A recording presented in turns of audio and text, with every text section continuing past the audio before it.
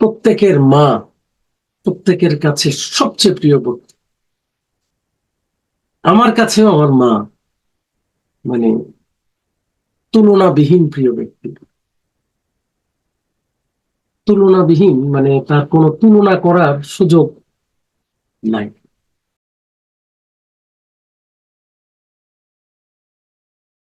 শুকরিয়া জ্ঞাপন করি আমাদের মোর্শেদ শাহ দেওয়ান বাগী রাহমাতুল্লাহ আলাইহির নুরানী কদম মোবারকে, যিনি 1400 বছর পরে আবার পুনরায় মোহাম্মদ ইসলাম তথা রাসূলের আদর্শ আমাদের মাঝে শিক্ষা দিয়ে আমাদেরকে চরিত্রবান বানিয়ে আল্লাহ ও রাসূলের পথে ধাবিত হওয়ার সুযোগ দিয়েছেন।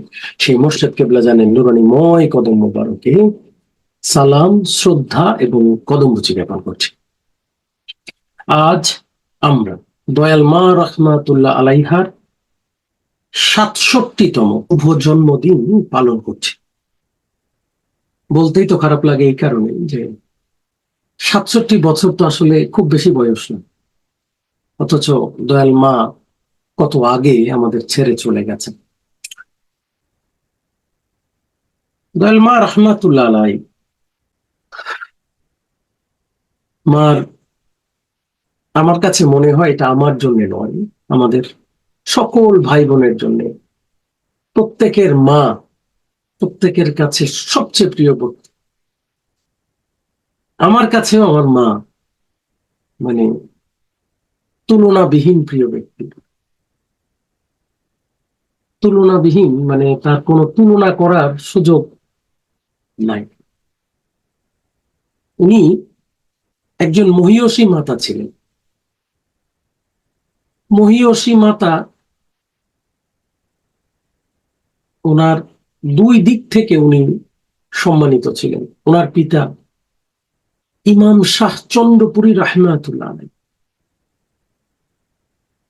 যিনি জামানার মুজাদ্দেদ ছিলেন, যার অক্লান্ত পরিশ্রম আজও আমরা শ্রদ্ধার সাথে তাকে স্মরণ করি, যিনি জীবন ভর মানুষকে আল্লাহ ও রাসূলকে পাওয়ানোর পথ শিক্ষা দিয়েছেন। জাদ্রা আল ওলিয়াল্লাহ ছিলেন।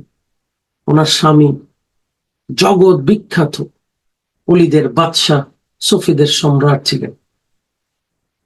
উনি নিজেও কুতুবুল আকতাবের দায়িত্ব পালন করেছেন।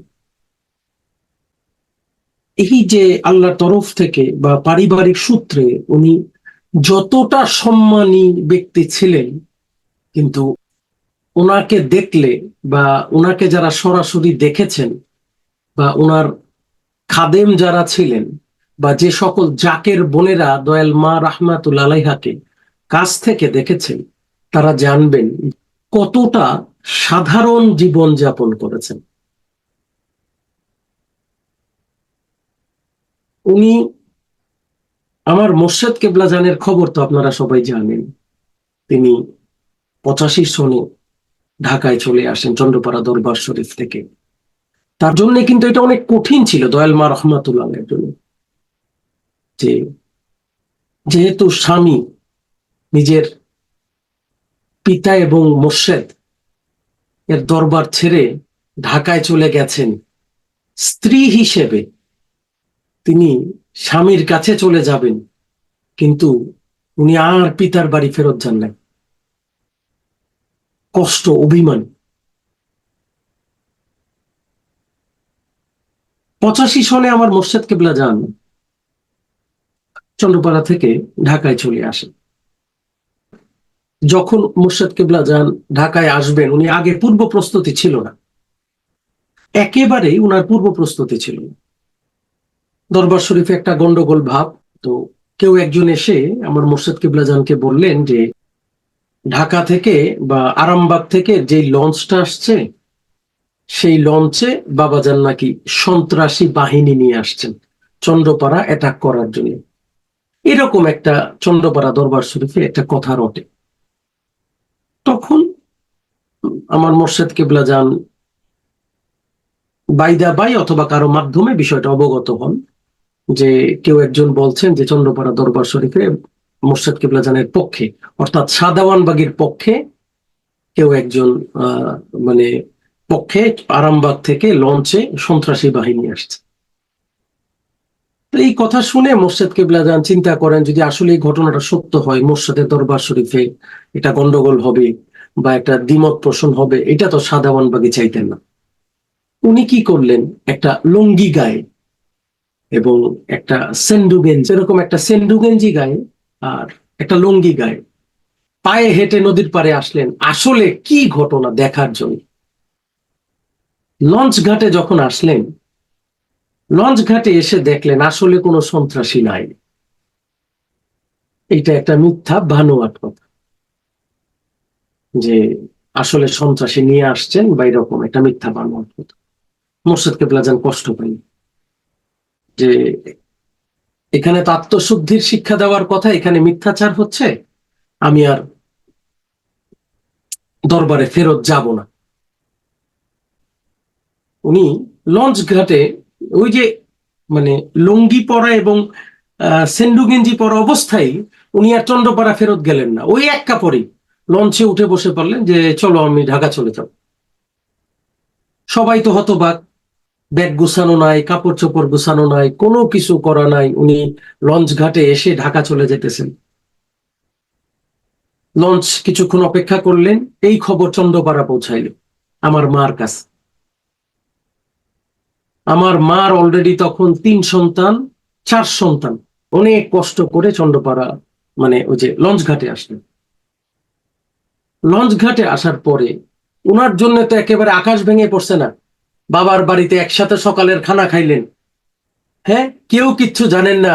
দুপুরবেলা শুনতেছেন তার স্বামী একেবারে পার্মানেন্টলি চন্দ্রপাড়া ছেড়ে ঢাকা চলে যাবেন। ওনার জন্য তো একটা অনেক বড় সারপ্রাইজ। শোকে কান্নায় উনি জর্জরিত হয়ে গেলেন যে না, আপনি যায়েন না। সাথে চন্দ্রপুরীর মেয়েরা অর্থাৎ আমার খালারা প্লাস কিছু জাকের বৃন্দ প্লাস কিছু এলাকাবাসী কান্নায় জর্জরিত হয়ে গেলেন যে আপনি দরবার ছেড়ে যায় নাই, দরবার ছেড়ে চলে গেলে অভিভাবক শূন্য হয়ে যাবে, এরকম কথা। আর কারণ বাবাজান তখন চন্দ্রপাড়ার প্রধান খলিফা ছিলেন, তো যেই কারণে মানুষের আবেগ বর্ষবর্তী হয়ে অনেক কান্নাকাটি করলেন। দেখেন বাবাজান এক কাপড়ে চন্দ্রপাড়া থেকে লঞ্চ ঘাটে করে উনি ঢাকায় চলে আসলেন।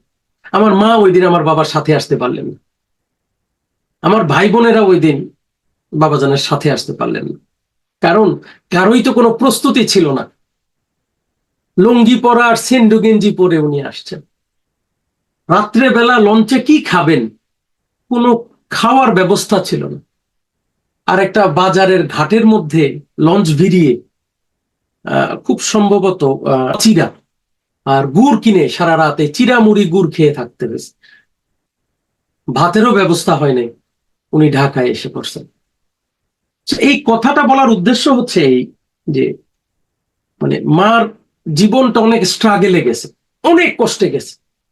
চন্দ্রপাড়ায় তো কষ্ট করতেই হয়েছে। চন্দ্রপাড়ার পরবর্তীতে চন্দ্রপাড়া থেকে যখন উনি ঢাকায় চলে আসলেন, আমার মা আসতে পারলেন না। তখন মার গর্ভে আমি। মা তখন কি করবেন হতাশগ্রস্ত হইলেন, চিন্তায় পড়লেন। পরবর্তীতে তার 4 সন্তান সহ আমাকে পেটে নিয়ে সম্ভবত 1.5 মাস অথবা 2 মাস পরে উনি ঢাকায় আসেন। আমার বাবা তো তখনও ঢাকায় এসে কি করবেন কিছু জানেন না, কোথায় থাকবেন, কেমন থাকবেন, কিভাবে দরবার করবেন, কি কার্যক্রম করবেন, কিছুই তার জানা ছিল না। তিনি আসেন এবং এসে আস্তে আস্তে আস্তে আস্তে আবার ওনার কার্যক্রম শুরু করেন। 154 আরামবাগে 2টা রুমে আমরা উঠি। ওইখানেই আমার জন্ম। যে বছর দেওয়ানবাগ শরীফের যত বছর বয়স, আমার জন্ম বয়সও ততদিন। সো ওই বছরই আমার জন্ম। এবং মানে মার যে স্ট্রাগেল, স্বামী হারার, স্বামী ছাড়া থাকা, বা চন্দ্রপাড়ায় সবাই মোর্শেদের সন্তান হিসেবে যেরকম সম্মান করেছেন, স্বামীকে ভালোবাসার কারণে, তিনি বাবাজানের আশেক হওয়ার কারণে এক মানে নিজের বাবা বাড়ি ছেড়ে, নিজের আরাম আয়েশের জীবন ছেড়ে ঢাকায়, মানে অনিশ্চিত একটা ভবিষ্যৎ, জানেন না কি হবে, তিনি রওনা দিয়ে ঢাকায় চলে আসেন। ছোট্ট 2টা রুমের মধ্যে 4 সন্তান, তারপরে আমি গর্ভ অবস্থায় এই রকম একটা অবস্থায় উনি ঢাকায় আসেন। ঢাকায় এসে বাবাজান এর পার্টটা তো আমরা সবাই জানি, যে জাকেরদের সাথে দেখা করা, তরিকার কাজ করা, কিন্তু বাবাজানকে সুখে শান্তিতে রাখার অনেক বড় একটা পার্ট কিন্তু আমার মার হাতে। এটা আমরা কেউ অনুধাবন করতে পারি না। 3 বেলা বাবার খানা, বাবাজান কাজের মানুষের হাতে রান্না খাইতে পারতেন না। উনি মার হাতে রান্না পছন্দ করতেন, তো মাও বাবাজানকে রান্না করে খাওয়াতে পছন্দ করতেন। যদিও মার রান্না আলাদা করতে হতো। আমার মা ঝাল পছন্দ করতেন, খুব খুব ঝাল খাইতেন, কিন্তু বাবাজান ঝাল খেতে পারতেন না। আমিও বাবাজানের মতো ঝাল খেতে পারি না, একেবারেই পারি না, কিন্তু আমার মা ঝাল খেতে পারতেন অনেক বেশি। উনার তরকারি হইতো একেবারে লাল টকটক। উনি 2 বার রান্না করতে হইতো একই মুরগির মাংস। মনে করেন আমাদের জন্য রান্না করছেন, উনি একটা তরকারি নিজের জন্য রান্না করতেন ঝাল করে, যাতে নিজে খেতে পারে। সো বাবার জন্য 3 বেলা রান্না করা, জাকের বোনদের সাথে দেখা করা। তখন তো আমার যতদূর মনে পড়ে বিকাল বেলা এবং 2 বেলা, সকালে এবং বিকাল বেলা দেখা করতেন। পাশাপাশি জাকের বোনেরা আসলে তাদের সুবিধা অসুবিধার নালিশ শুনতেন। শুধু তাই না, শুধু কি তাই মনে করেন? শুধু তাই না, আরো অনেক কিছু আছে। আমাদের পড়াশোনা, আমাদের চিকিৎসা, সংসারের পুরো কাজ আমার মা এক হাতে করেছে। বাবাজান যেমন তরিকা জাকের নিয়ে ব্যস্ত থেকেছেন, মা আমাদেরকে বড় করা, আমাদের খাবার দাবারের ব্যবস্থা করা, আমাদের পারিবারিক সকল দায়িত্ব, একটা গার্ডিয়ান মানে পিতা এবং মাতার কাজ আমার মা একা করেছে। কারণ বাবাজান আসলে ম্যাক্সিমাম সময় ব্যস্ত থাকতে হয়েছে বাইরে। বাবাজান যাতে আমাদের নিয়ে টেনশন করতে না হয়, আমাদের নিয়ে যাতে বাবাজানের কোনো হোঁচট খেতে না হয়, মা মনে করেন বাবার দায়িত্ব এবং মার দায়িত্ব একই সাথে পালন করেছেন। চেষ্টা করেছেন যাতে বাবাজানকে কতটা কমফোর্ট জোন দেয়া যায়। তারও আগের কথা যদি বলি, বাবাজান যখন বিয়ে করলেন, আমাদের বাড়িতে আসেন বাহাদুরপুরে, অনেকেই উনাকে ভালো চোখে নিতে পারেন নাই। বিয়ের 2য় দিন অথবা 3য় দিন ওনার রাস্তায় খেজুর কাটা, ডাল পালা সব ফেলে রাখছে, যাতে ওনার চলতে পায়ের নিচে কাটা বিদ্ধ হয়।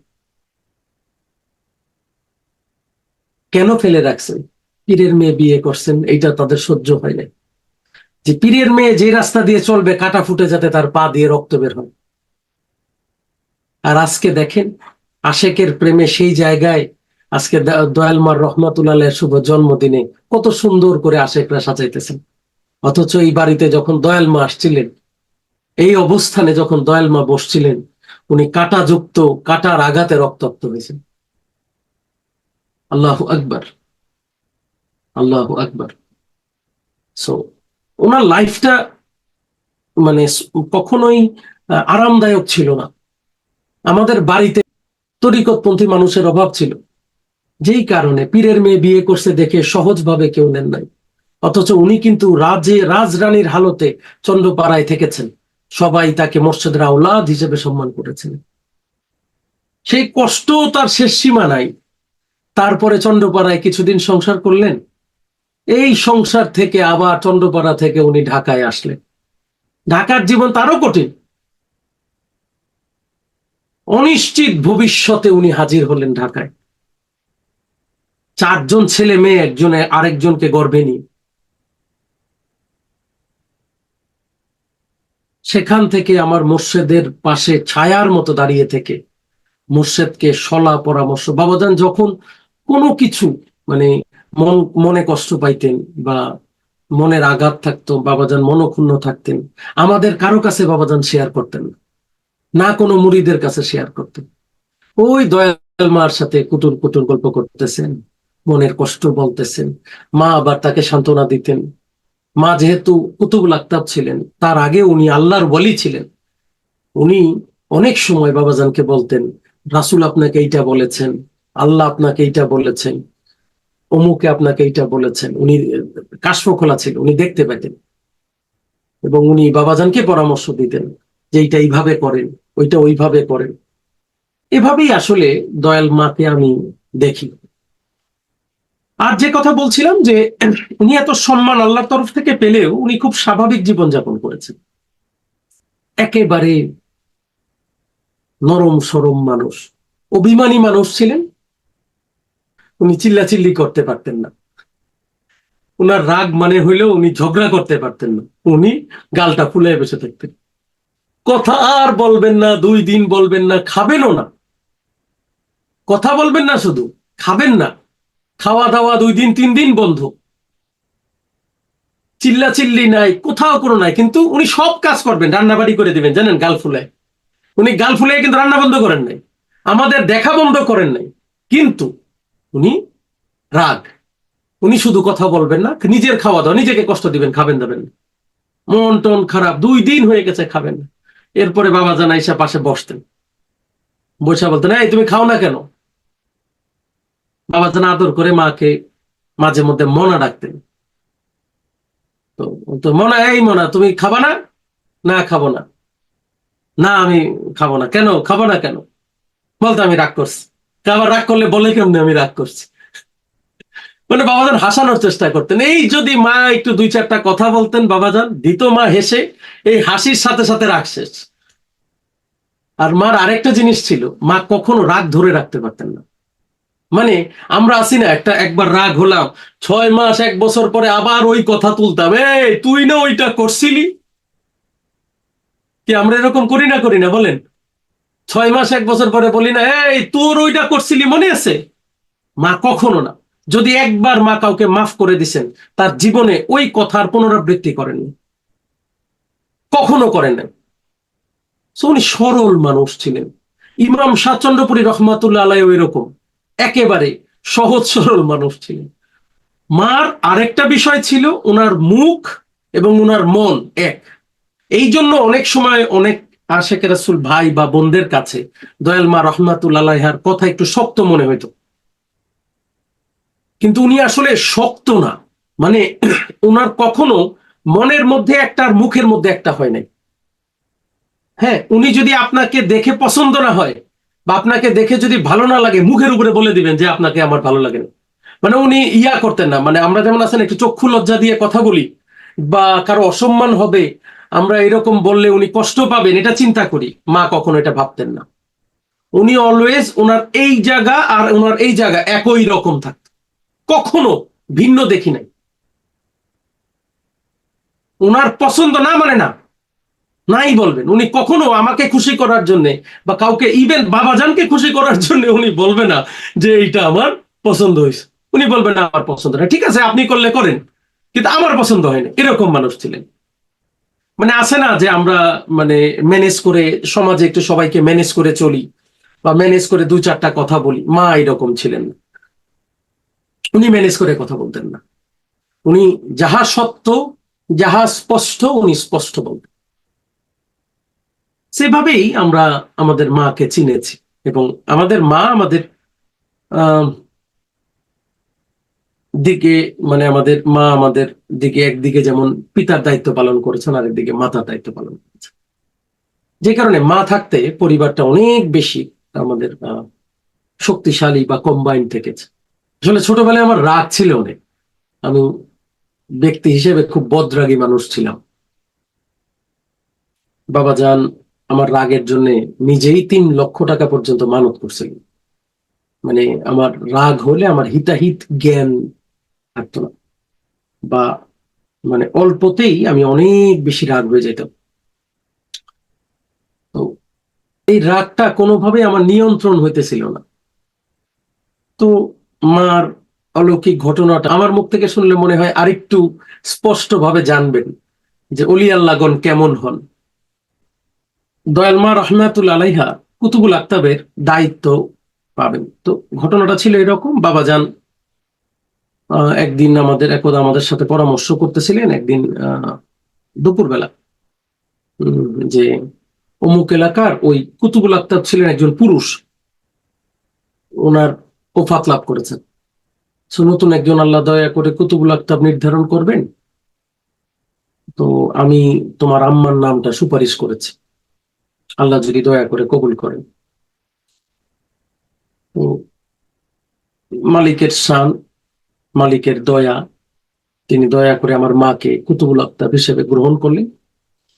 এবং যেই দিন গ্রহণ করলেন আহ, এবং ওনাকে যখন অফিসিয়ালি দায়িত্ব দিলেন, এই দায়িত্বের সময়টাতে আমরা সবাই সামনে ছিলাম।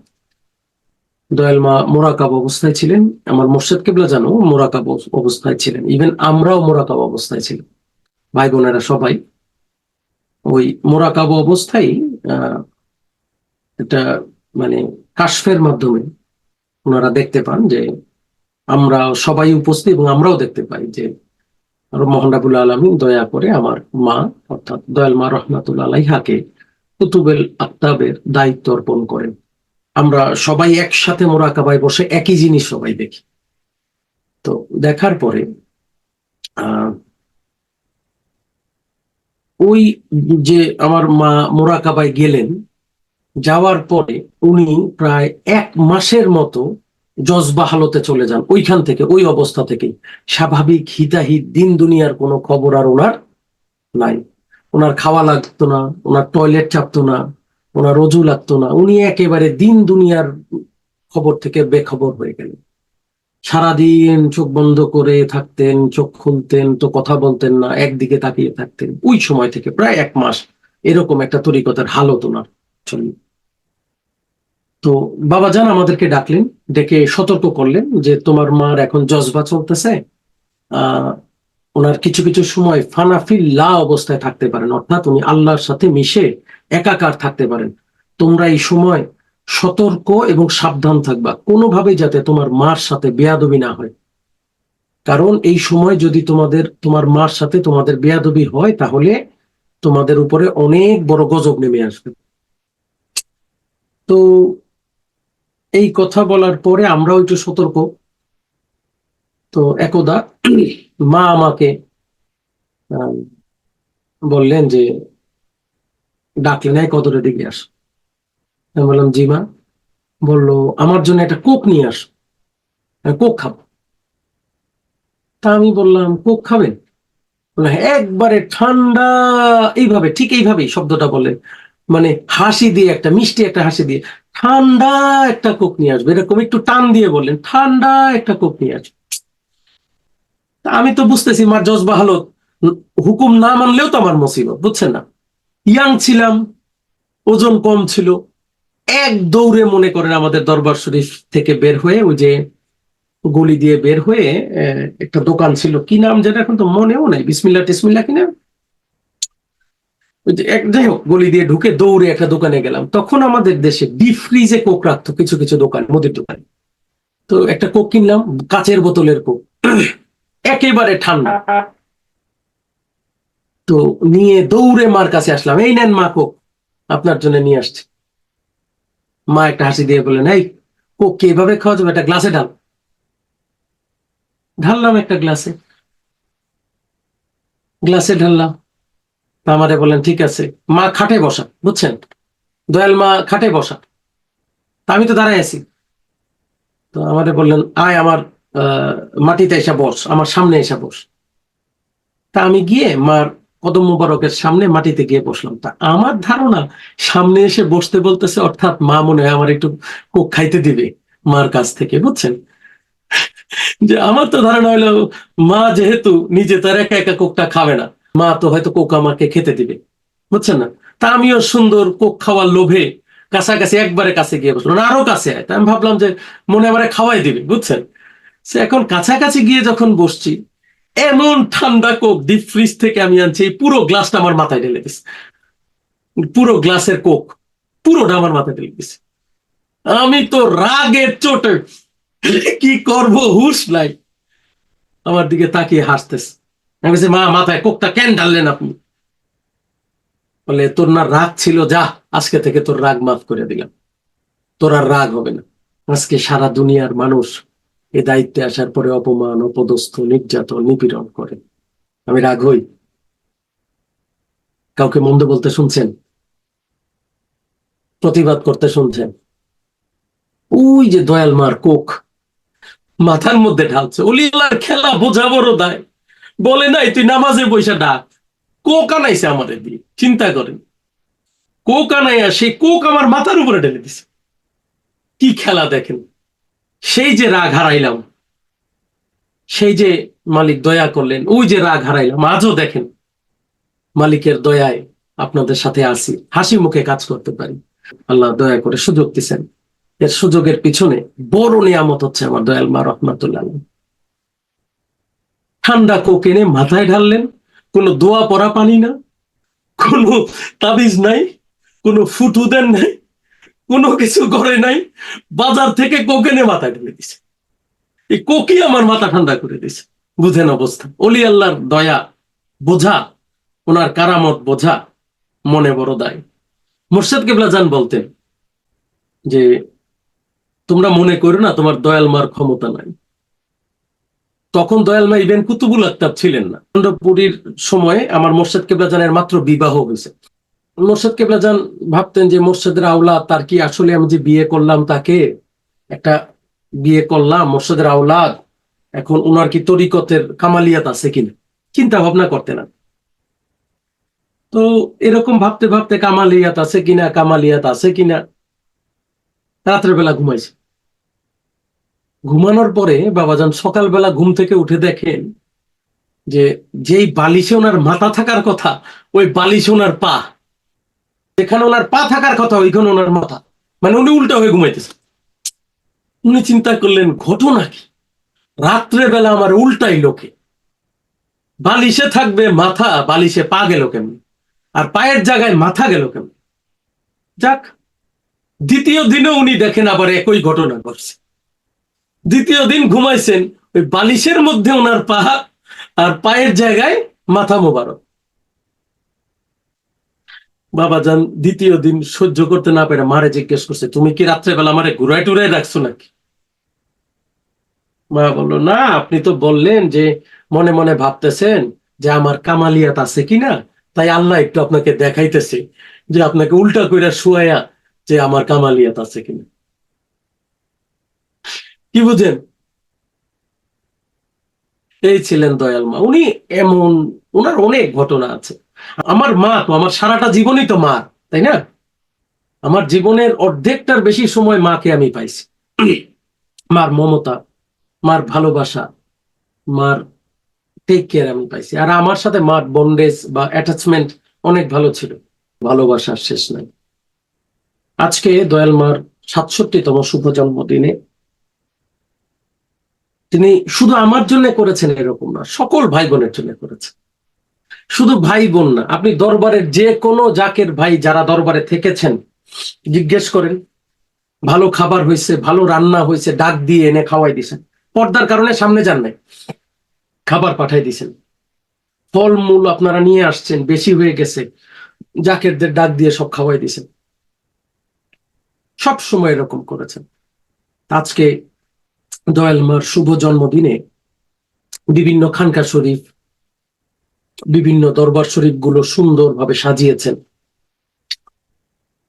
আমি অলরেডি দেখতে পেয়েছি রংপুর দরবার শরীফে বা চট্টগ্রাম দরবার শরীফের বিভিন্ন খানকা শরীফ গুলো, চুয়াডাঙ্গা দরবার শরীফ সহ সবাই দয়াল মা রহমাতুল্লাহ আলাইহার শুভ জন্মদিন স্মরণে সাজসজ্জার ব্যবস্থা করেছেন।